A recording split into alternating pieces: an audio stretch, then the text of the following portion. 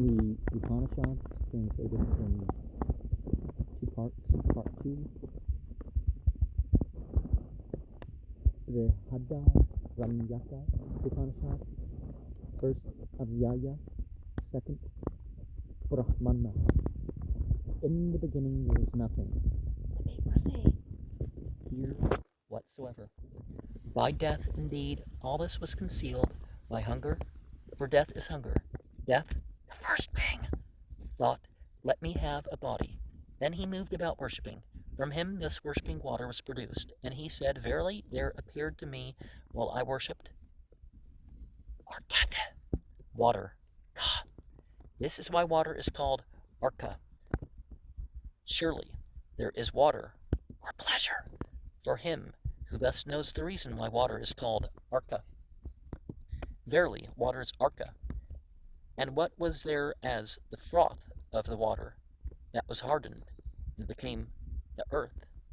On that earth he, death, rested, and from him, thus resting and heated, Agni, the rock, proceeded, full of light. That being divided itself threefold, Aditya, the sun, as the third, the Vayu, the air, as the third, that spirit, Prana, became threefold. The head was the eastern quarter, and the arms this and that quarter, i.e. the northeast and southeast on the left and right sides.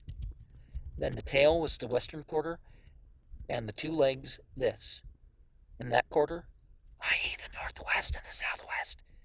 The sides were the southern and northern quarters. The back heaven, the belly the sky, the dust the earth.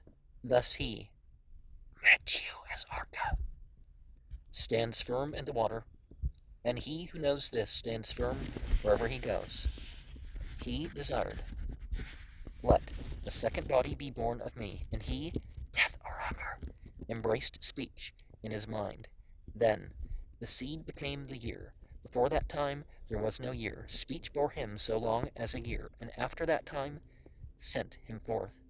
Then, when he was born, he, death, opened his mouth, as if to swallow him. He cried, Bon, and that became speech. He thought, if I kill him, I shall have but little food. He therefore brought forth, by that speech and by that body, the year, all whatsoever exists, the rick, the young goose, the saman, the meters, the sacrifices, men and animals, and whatever he, death, brought forth, that he resolved to eat. What? Verily, because he eats everything, therefore he is Aditya, death, called Aditya. He who thus knows why Aditya is called Aditya becomes an eater of everything, and everything becomes his food. He desired to sacrifice again with a greater sacrifice. He toiled and performed penance, and while he toiled and performed penance, glorious power went out of him. Verily, glorious power means the senses, prana. Then, when the senses had gone out, the body took to swelling, slayatum, and his mind was in the body. He desired that this body should be fit for sacrifice, revya, and that he should be embodied by it.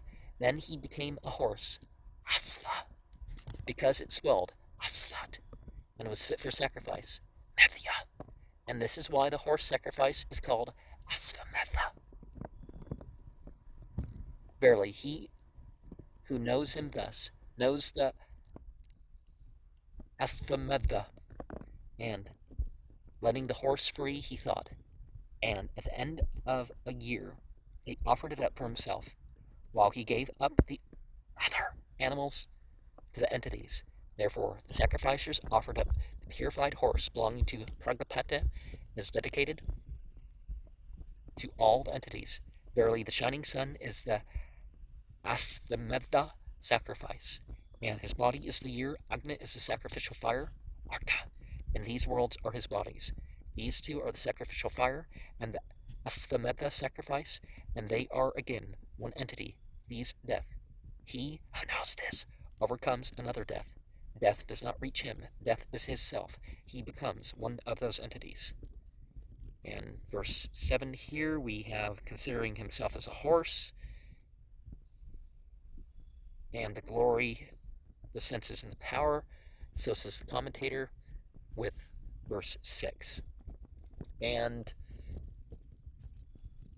Islam talks about the camel sacrifice as the greater sacrifice, because of course the camel is the pricier and the more useful animal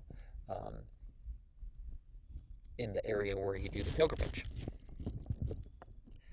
Everything that becomes food, all these are merely fanciful etymologies of Asvamedha and Arka.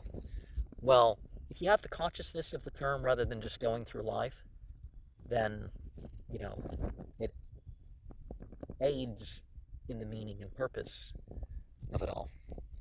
The interdictional theory,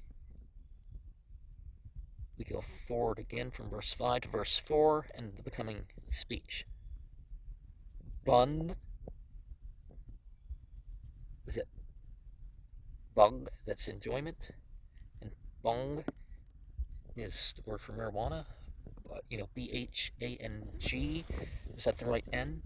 That doesn't really have anything to do with that, but, so the speech bearing forth, the commentator understands the father instead of speech, the mother, and also in verse 4, he desires, he is the same as what was before called Mritu, death, who after becoming self-conscious produced water, earth, fire, and so on. He now wishes for a second body, which is the year, or the annual sacrifice, the year being dependent on the sun. So don't, just become detached from your sacrificial acts or other worship. The second Brahmana, called the Agni Brahmana, and intended to teach the origin of Agni, the fire, which is here used for the horse sacrifice. It is found in the Satapatha Brahmana, Madhyandina Sakka 10.6.5, and they're explained as a description of Hiranyagarbha. And Arka, we ought to read Arkas Yarkatvam, as in Poli's edition, or Arkas Yarkatvam, to make the etymology still clearer, that Arkas Yarkatvam.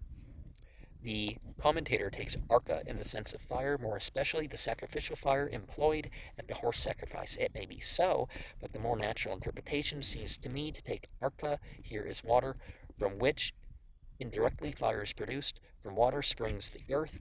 On that earth he, Mritu, or Bhargapata, rested, and from him, while resting there, fire, Vrag, was produced. That fire assumed three forms, fire, sun, and air, and in that threefold form is called prana, spirit.